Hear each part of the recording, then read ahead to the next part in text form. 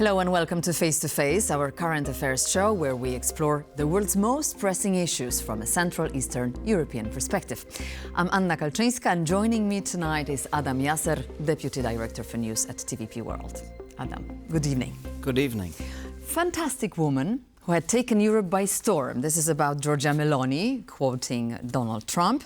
The Italian Prime Minister joins just a handful of world leaders paying a visit to the president's-elect Florida estate since his victory. A Lago pilgrimage, as it's been enviably labeled, seems to be the ultimate trustworthy proof of relations with the American president. So what does this visit tell us about the foreplay in Europe?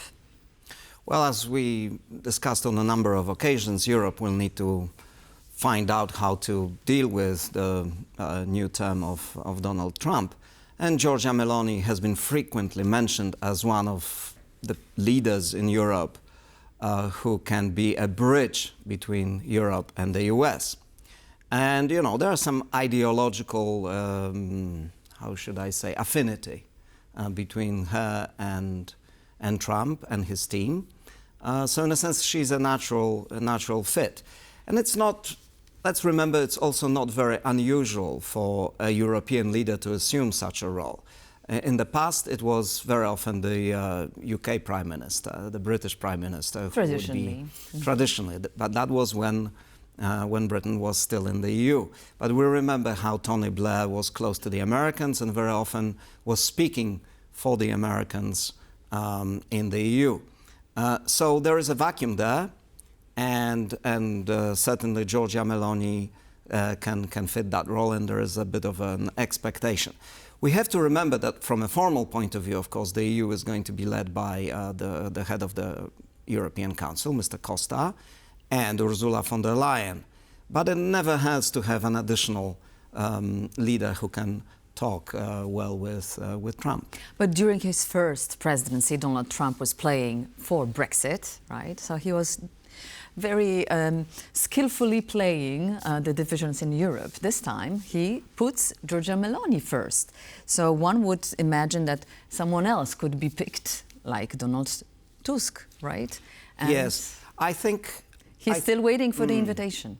Yes, we don't know whether he got an invitation or whether... we don't know the background on how Meloni got to Lago. Through Elon Musk, perhaps? Maybe. It's all possible. But the bottom line is that for Meloni to be effective as this bridge between Trump and Europe, she needs to be loyal to Europe. Because the biggest risk that many analysts who spoke to us in this studio to Europe is that if Europe allows itself to be divided by Donald Trump, and he may be tempted, as you rightly pointed out, to do that. And I think so far, Meloni has played her cards extremely well. She's been staunchly pro-Ukraine. She understands that fragmentation is not going to serve Europe very well. So she's indeed very well positioned. But going back to Tusk, I think his role, particularly during the presidency, is going to be to unite Europe rather than be the bridge with the US. Exactly. So the brothers of Italy call themselves already critical players again. So in this respect... yes, I mean, all these parties will try to claim that because of their connection to Trump, they have a bigger role. But life is going to verify that. Absolutely. But the latter, Donald Trump has already received the leaders of Argentina, Hungary, and, if I'm correct, Canada. So right now, Meloni joins this team. So who can be the next? Do you expect Donald Tusk to join? We have 2 weeks before Trump's inauguration. So there's limited scope for many more trips of this sort. But many other leaders in Europe know Trump and can talk to Trump.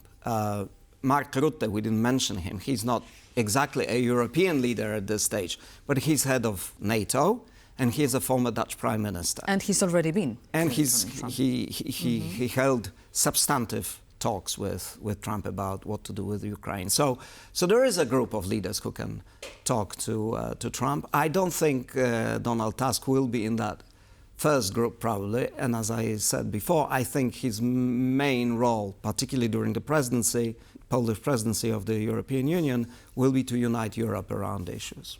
As you said, Poland has taken over the presidency of the Council of the European Union amid slogans hostile to Mercosur and the Green Deal, and German-language slogans addressed to Donald Tusk, carried on the banners by farmers protesting outside the European Commission's office in Warsaw. It was not exactly the most fortunate beginning and inauguration of this presidency, don't you think? Well, I think it's just part of the campaign before the presidential election in Poland. So the opposition Law and Justice Party made clear that they are not part of this show. The president, Mr. Duda, who is aligned with Law and Justice, didn't even attend. He went skiing. And the opposition candidate for president, Mr. Nawrocki, showed up at the farmers' protest. So it was a purely political event. And I think it also shows us where this campaign is going to be in Poland. Some of the farmers, and we use the term farmers, but it's just a group of farmers, and they are clearly very politically aligned with the opposition. And some of their slogans were Polexit. They were protesting against the Mercosur trade agreement with South America. There is no evidence whatsoever that this deal is seriously going to hurt Polish farmers. But it's becoming another scare campaign. So we can see where the platform of the opposition is going to be. Euroscepticism, scare stories about the trade deal with the global south, and Ukraine, because the farmers also were protesting against imports of Ukrainian grain. Absolutely, you're right. The farmers, or the political group, made its case by protesting in such an important moment. It's such an important event. And Warsaw, very center, right, of the events and of the Polish presidency. But at the very same time, the Polish government supports those cases against Mercosur. The Minister of Agriculture wants to form a coalition together with France to oppose Mercosur. So what was exactly the point? Was it purely political, as you say? Yes, or I think... destructing the image of the government? Look, you know, whenever there is a major development in modern Polish history after the collapse of communism, Polish farmers, some Polish farmers, say that Polish agriculture is about to collapse. We heard that before Poland joined the EU. There were lots of scare stories. There were lots of stories. It's going to kill Polish agriculture. Of course, the opposite happened. Polish agriculture gained enormously from the EU membership, and Poland is a net food exporter. And this sector really boomed. Then there was the free trade deal with Canada, signed in 2016. And ever since, European exports of food to Canada increased by 50%. Not talking about industrial exports as well. So these trade deals, very often they get bad name. They are very often hijacked for political ends, but in reality, they prove to be beneficial. And if you look at the current situation, geopolitical situation, where we have China, which is sort of aggressive when it comes to exports of Chinese industrial goods to Europe, while blocking industrial goods from Europe, and Donald Trump, who's threatening tariffs on European goods, then, you know, it's obvious that going to South America, and to the global south after all, with European cars, European industrial products, is a good deal for Europe. Should be. So it's pure politics, and the fact that Mr. Nawrocki, the opposition candidate, is staking his claim to this part of the electorate shows the kind of campaign he's going to run, threatening, sort of scaring farmers and others about food, about Ukraine's presence in the European Union, and expressing Eurosceptic feelings. No one likes to be lectured. I'm now referring to what's going on in Germany. But if you hear Elon Musk saying Chancellor Olaf Scholz, or whatever his name is, will lose, then it's normal that you can feel offended, and one can react quite violently. And so did Olaf Scholz, saying that there's only one rule: don't feed the troll. So we have this ping pong, at least on this rhetoric level, between Elon Musk and Olaf Scholz. However, what do you think about this meddling in German politics? We've already touched upon it once, but this time Elon Musk is insulting the current leaders of Germany. Yeah, he's insulting not just leaders of Germany. We're witnessing a big row with Britain as well. He's basically calling the British Prime Minister Keir Starmer, a criminal who should be in jail. Keir Starmer chose not to react. No, he did today. Oh, he finally responded and he said, this is outrageous. There's no place for such meddling. Well, we're in uncharted territory about a billionaire who is trying to directly influence politics, not just in his own country, which he's been doing for a while. We need to remember that he bankrolled Donald Trump's campaign. He spent well over $250 million on Trump's campaign, supported him. He's threatening US senators who may express different opinions than he or Donald Trump. So Americans are now used to the fact that Elon Musk is involved in their politics, but this is obviously not enough for him. He now plays British politics. He's meddling into the German election. He's expressing support for the far-right AfD party, and we need to see how it plays out. Now, what I want to stress is that this is not completely new, in the sense that media barons, media billionaires used to be influential in politics around the world. It's not entirely new. You had the Rupert Murdoch of the Fox News and some of the tabloids in Great Britain for years influencing outcomes of elections. In the States, there was William Hearst, his media outlets that were very influential in the 30s and 40s and even later. So this is not new. What is new is that there is direct involvement of a billionaire who uses his own platform to express his own views, and he's using really harsh language. So this is a natural experiment, and in some sense, Elon Musk reminds me of the Bond villain, the evil genius from Tomorrow Never Dies. I don't know if you remember this movie. It's about a media mogul, Elliot Carver, who wants to provoke a war between China and the UK. Mm-hmm. So we don't know how this is going to end. We know how it ended for Mr. Carver. He failed. So now we need to see if Elon Musk succeeds in stirring up the Well, Adam, but on the politics. other hand, one could say that Elon Musk states the obvious, right? He rightly points out to the mistakes made by the mainstream parties in Germany. So maybe he's worth listening, and maybe, putting the blame on the populism, it's not the only answer. Well, I didn't use the word populism, so I don't want to say that what he says doesn't necessarily have a grain of truth in it. It's the way he breaks the norms of democratic discussion. And if money follows his pronouncements, then it's a dangerous cocktail for European democracy. And what we need to see now is whether democracy has a mechanism of defending itself through transparency. And so far, in Britain, for example, his entire meddling is rejected by population at large. The opinion polls show that well over 60% of British people think that he's completely out of place. Mm-hmm. So he's going to do a promotion for AfD in 2 days' time, I think, on X, on his platform. And we shall see whether this succeeds in Germany, whether AfD actually increases its support as a result of Musk's intervention. And what if AfD gains? Well, then he's, as you rightly pointed out, maybe he's expressing something that other people also feel. Mm-hmm. How about UK? Because Elon Musk has been very active on his platform, pointing out to Keir Starmer's blame in this very peculiar case of sexual offences against children between 2010 and 2014. So he also points to Nigel Farage, who should be replaced as reform leader. See, this is the entire problem, and I think this is the weakness of Elon Musk's interventions.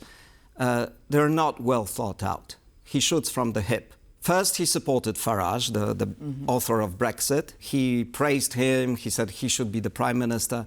And then a few days later, he says the party should get rid of him and he should be replaced.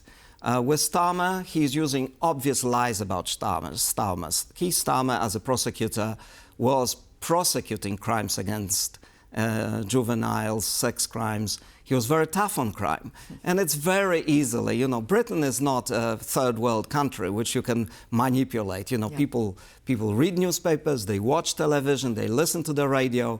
So it will be very hard for him to push his lies to a point where the majority of the British people are going to believe what he says. But at least in the UK you don't have elections so immediately as in Germany, right? Right, so, correct. So we need. You know, I would be seen. more concerned with countries with less democratic, let's say, tradition. We saw in Romania how easy it is to manipulate elections through misinformation.